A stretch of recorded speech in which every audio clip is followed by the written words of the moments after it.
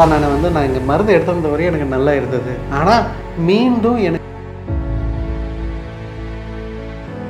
உடம்பில் இருக்கிற எலும்புகள் வலு இழுக்கு. ஏன்னா ரத்தத்துலேருந்து எலும்புகள் வலு அடைகிறதுக்கு இந்த ஊட்டச்சத்துக்கள் என்ன பண்ணுதுன்னா எலும்புகளை பலப்படுத்தக்கூடிய உணவு முறைகள் என்னென்ன. பிரண்டை உண்மையிலே ரொம்ப மருத்துவத்துக்கு அப்புறம் இதை நம்ம பயன்படுத்தணும். அதாவது சித்த மருத்துவர்கள் எடுத்தாலும் அதுக்கப்புறம் உணவு முறை இதை பயன்படுத்தினாதான்.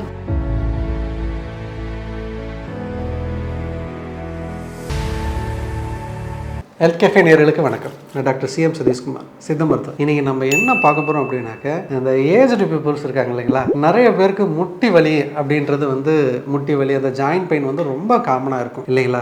இதுக்கு நிறைய பேர் மருந்து எடுத்திருப்பாங்க. சித்த மருத்துவத்தில் என்கிட்டே சில பேர் பேஷண்ட்ஸ் ஏஜ்டு பர்சன்ஸ் எலும்பு தேய்மானம், இடுப்பு வலி, முட்டு வலி, இதுக்கு நிறைய மருந்து எடுத்துப்பாங்க. இப்போ மருந்து எடுத்துக்கிற வரையும் அவங்களுக்கு எந்த தொந்தரவும் இருக்காது, வலி இல்லாமல் நார்மலாக இருப்பாங்க. மருந்து விட்டு ஒரு 2 மாதம் 3 மாதத்துலேயே திருப்பவும் எனக்கு வலி வந்துருச்சு அப்படின்றத சில பேஷண்ட்ஸ் நிறைய கம்ப்ளைண்ட்டாகவே சொல்கிறாங்க. நான் இங்கே மருந்து எடுத்திருந்த வரையும் எனக்கு நல்லா இருந்தது, ஆனால் மீண்டும் எனக்கு வலி வந்துருச்சு அப்படின்றத சில பேர் கம்ப்ளைண்ட்டாக சொல்கிறாங்க 2 மாதத்தில் 3 மாதத்தில். இது ஏன் வருது, இதுக்கு என்ன பண்ணணும்? சித்த மருத்துவத்தில் இதுக்கு எளிமையான தீர்வு. அப்போது அதுக்கான உணவு முறையை நம்ம ஒழுங்காக ஃபாலோ பண்ணணும். இதை ஃபாலோ பண்ணாததுனால தான் இப்போ நமக்கு வயசாகிறதுனால தான் நமக்கு தேய்மானங்கள் வருது. இந்த தேய்மானம் ஏன் வருது? நம்ம ஜாயிண்டில் இருக்கிற அந்த ஃப்ளூயிட் ட்ரை ஆகுது. அந்த ட்ரைனஸ்னால என்ன பண்ணுது அப்படின்னாக்கா, கார்ட்லேஜஸ் நமக்கு அரிப்பு, அதாவது நடக்க நடக்க நடக்க 2 இரும்பு ராடு நம்ம வருஷனாவே அந்த இரும்பு ராடே தேஞ்சு போகுது இல்லைங்களா. நமக்கு இந்த ஜாயிண்ட்டு நம்ம ஆட்டோமேட்டிக்காக நம்ம லைஃப் லாங் யூஸ் பண்ணுறோம். அந்த இடத்துல எந்த லூப்ரிகண்ட்டும் இல்லைன்னா ஆட்டோமேட்டிக்காக என்ன ஆகும், அந்த எலும்பு குருத்தெலும்பு அந்த கார்ட்லேஜஸும் எல்லாமே டேமேஜ் ஆகும். அந்த டேமேஜ் ஆகும்போது என்ன பண்ணும் அப்படின்னாக்கா, நம்ம உடம்பு அந்த தேய்மானத்தை, அந்த இடத்துல இருக்கிற வறட்சியை சமாளிக்கிறதுக்காக அந்த இடத்துல ஒரு இன்ஃப்ளமேஷனை கிரியேட் பண்ணுது. அதாவது அந்த இடத்துல வீக்கத்தை கொடுக்குது. அந்த வீக்கம், அந்த இன்ஃப்ளமேஷன் அதிகமாக அதிகமாக அந்த இடத்துல நமக்கு வலி அதிகமாகுது. ஸோ மெயினாக என்ன ஆகுது, இந்த இடத்துல இந்த எலும்புகளுக்கு இடையில இருக்கக்கூடிய அந்த ஃப்ளூயிட் ட்ரை ஆகுது. அந்த ட்ரை ஆகிறதுனால நமக்கு தேய்மானம் அதிகமாகுது, இன்ஃப்ளமேஷன் அதிகமானோடனே வலி வருது.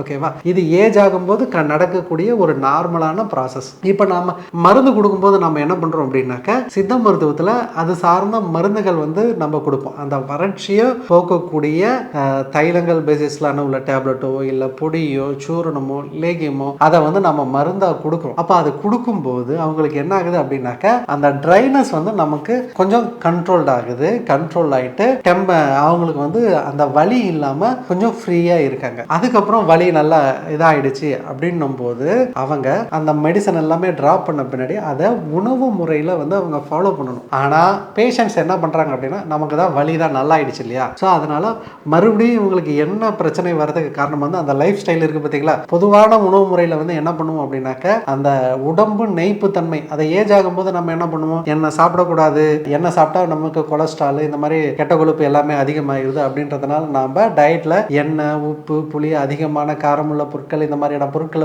உணவுகளை நம்ம தவிர்த்துடணும். ஸோ அப்போ நம்ம உடம்புக்கு தேவையான நல்ல கொழுப்பு, கெட்ட கொழுப்பு எல்லாத்தையுமே நம்ம தவிர்க்கிறோம். சரிங்களா. அப்போ அதனால தான் நமக்கு ஏஜ் ஆகும்போது சீக்கிரமா ட்ரைனஸ் ஆகும். சரிங்களா. அப்போ ஆட்டோமேட்டிக்காக என்ன ஆகுது அப்படின்னாக்க, பற்றாக்குறையாது.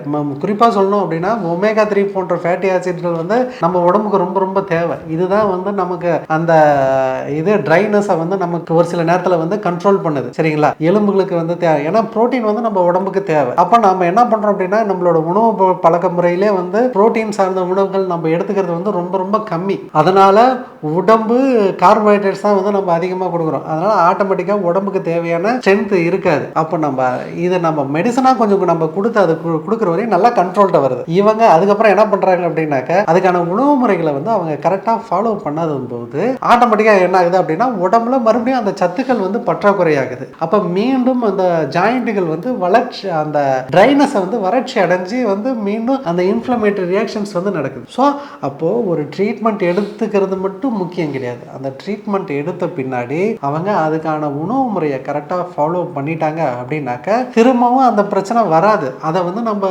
உணவு முறையிலே வந்து கண்ட்ரோல் பண்ணி கொண்டு போயிடலாம். சரிங்களா? அப்போ சார் எனக்கு வந்து முட்டு வலி இருக்கு, அப்போ அதுக்கு தகுந்த உணவு முறைகள் நம்ம என்ன எடுத்துக்கணும் அப்படின்னாக்க வந்து நாங்கள் வறட்சி அந்த நமக்கு அந்த ஒமேகா 3 போன்ற ஃபேட்டி ஆசிட்ஸாக இருக்கட்டும், இல்லை உடலுக்கு தேவையான புரதச்சத்துக்களாக இருக்கட்டும், இதை வந்து நம்ம உணவு முறையில் ஃபஸ்ட்டு வந்து கொடுக்கணும். நம்ம உடம்பு எலும்பு மேட் ஆஃப் வந்து கால்சியம் பாஸ்பேட் தான். ஸோ வந்து கால்சியம் வந்து நம்ம உடம்புக்கு தேவை. சரிங்களா? அந்த கால்சியம் மட்டும் கொடுத்தா மட்டும் போதுமா? நம்ம உடம்புக்கு அந்த கால்சியம் கரெக்டாக அப்சார்ப்ஷன் ஆகிறதுக்கு விட்டமின் D3 தேவை. விட்டமின் D3 வந்து இது கால்சியம் அப்சார்ப்ஷனுக்கு மட்டும் தானா? அது பல முக்கியமான வேலைகளை நம்ம உடம்புல செய்யுது. அதுக்கப்புறம் அயன் தேவை, சிட்ரிக் ஆசிட் தேவை, இந்த மாதிரி விட்டமின் C தேவை. ஸோ இந்த மாதிரியான அதாவது வந்து நம்ம என்ன பண்றோம் அப்படின்னாக்கா நம்ம உணவு முறையில் கால்சியம் தான் தேவை அப்படின்றதுக்காக கால்சியம் மட்டும் நடக்கிறோம். அதை அப்சார்ப்ஷன் பண்றதுக்கு தேவையான பொருட்களை வந்து நம்ம கொடுத்துறோம். மெக்னீசியம் ஆகட்டும், ப்ளஸ் வந்து ஜிங்க் ஆகட்டும், விட்டமின் C, விட்டமின் ADK, இந்த மாதிரியான இந்த ஊட்டச்சத்துக்களை வந்து நம்ம வந்து உணவுல வந்து நம்ம சேர்க்கறது இல்லை. அதனால ஆட்டோமேட்டிக்கா என்ன ஆகுது அப்படின்னாக்க உடம்பில் இருக்கிற எலும்புகள் வலு இழக்குது. ஏன்னா ரத்தத்திலிருந்து எலும்புகள் வலு அடைகிறதுக்கு வந்து இந்த ஊட்டச்சத்துக்கள் என்ன பண்ணுதுன்னா ரத்தத்திலிருந்து எலும்புகள் வந்து வலு அடையுது. அப்ப ரத்தத்துல வந்து பற்றாக்குறை வரும்போது ஆட்டோமேட்டிக்கா என்ன ஆகும் அப்படின்னா இந்த உடம்புல இருந்து நமக்கு மறுபடியும் ரத்தத்துக்கு வந்து எங்க பற்றாக்குறை இருக்கோ அதை காப்பாற்றுறதுக்கு இதுல இருந்து அது ரிலீஸ் ஆகும். ஸோ அப்போ ஆட்டோமேட்டிக்காக எலும்பு வீக் ஆக ஆரம்பிச்சிடும். அப்போ தேய்மான வலி வரும். எலும்புகளை வந்து பலப்படுத்தக்கூடிய உணவு முறைகள் என்னென்ன? பிரண்டையை நம்ம எடுத்துக்கலாம். பிரண்டை வந்து உண்மையிலே ரொம்ப ரொம்ப ரொம்ப சூப்பரான எலும்புகளுக்கு நான் மட்டும் இல்லை, இதை பல மருத்துவர்கள் சொல்லி கேட்டிருப்பீங்க. பிரண்டை வந்து நான் உணவு முறையில் வந்து நிறைய சேர்த்துக்கோங்க அப்படின்றது. அதுக்கடுத்தது வந்து எள்ளு வந்து ரொம்ப வந்து அற்புதமான உணவு முறை. அதாவது உணவு நம்மளோட தமிழர்களோட மரபுலே வந்து நமக்கு நிறைய சடங்குகள்ல முக்கியமானது வந்து எள்ளை வந்து ஏன் அவ்வளோ முக்கியத்துவம் கொடுத்துருக்காங்கனாக்கா அதில் வந்து அற்புதமான பலன்கள் இருக்கு. அதில் நிறைய வந்து அதில் ஒமேகா 3 ஃபேட்டி ஆசிட், மெக்னீசியம், எலும்பு இதுக்கு தேவையான உணவு முறைகள் வந்து நிறைய இருக்கு. ஸோ அதுக்கடுத்து வந்து நான் வெஜிடேரியன் சாப்பிட்றவங்களா இருந்தால் ஆயிஸ்டர் சித்த மருத்துவத்தில் வந்து இந்த மாதிரி இந்த முதுகு தண்டு வறட்சி அடைஞ்சவங்களுக்கோ எலும்பு தேய்மானத்துக்கோ சிப்பி நெய் அப்படின்றத வந்து ஒரு நெய்யை வந்து மருந்தாக கொடுப்பாங்க. இதை வந்து அந்த சிப்பிகளை வந்து எடுத்து அதில் இருக்கிற அந்த சதை பகுதியை எடுத்து அதுலேருந்து செய்கிற மருந்து, இது செப்பி நெய் அப்படின்றது கொடுப்பாங்க. இது ஜாயிண்ட் பெயினுக்கு வந்து ரொம்ப முக்கியம். ஏன் இதை வந்து ரொம்ப முக்கியமாக கொடுக்குறோம் அப்படின்னாக்கா இது வந்து அந்த ஆயிஸ்டரில் வந்து ஒமேகா 3 ஃபேட்டி ஆசிட்லாம் ரொம்ப அதிகம். ஸோ இது நமக்கு உடல்ல இந்த எலும்புகள் வறட்சி அடைந்தது சைனாவில் ஃப்ளைட் ட்ரையாக இருக்கு இல்லைங்களா, அதை வந்து குணமாகறதுக்கு வந்து இந்த சிப்பி நெய் வந்து ரொம்ப ரொம்ப ரொம்ப முக்கியமான மருந்து. சரிங்களா? ஸோ அப்போ அந்த ஆயிஸ்டர் மாதிரி நான் வெஜிடேரியன் சாப்பிட்றவங்க நல்ல இந்த சிப்பி இதை கடல் சிப்பியாக இருக்கட்டும் இல்லை ஆற்று சிப்பியாக இருக்கட்டும் கிடைச்சிச்சுன்னா அதை வந்து செஞ்சு சாப்பிடலாம். இதெல்லாம் வந்து ரொம்ப அதிகமாக நல்ல உணவு. அதுக்கடுத்து வந்து சியா சீட்ஸ் எடுத்துக்கலாம், சயா சீட்ஸ் எடுத்துக்கலாம்.